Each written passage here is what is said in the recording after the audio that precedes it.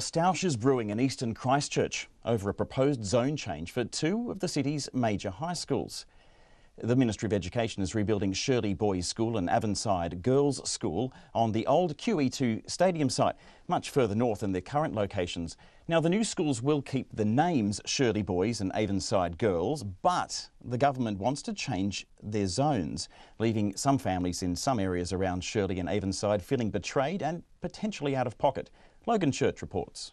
Christchurch teacher and mother of two, Vanessa Banhoef, lives in Dellington, well inside both Shirley Boys and Avonside Girls zone. At 4 and 5 years old, her children are well off high school years. However, given both schools' reputation, her family bought in the area so her kids could attend either school.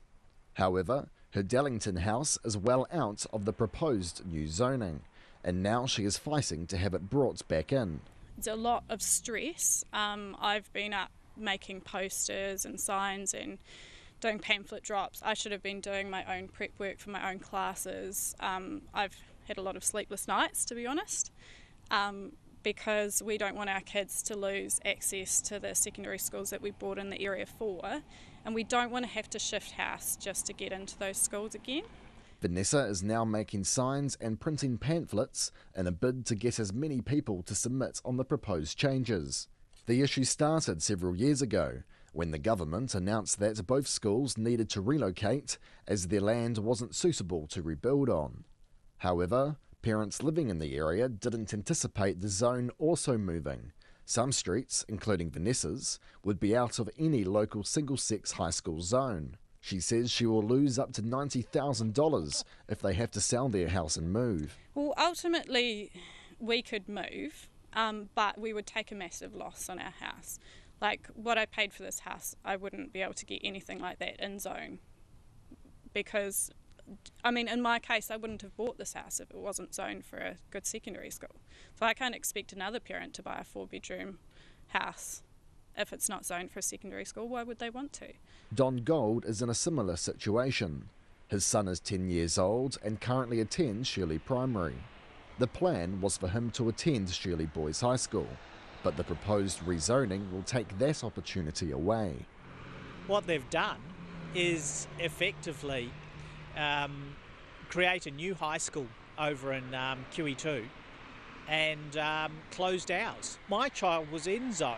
My child is currently at the local primary school. He was in zone for the local high schools, and now he's no longer going to be in zone for that school.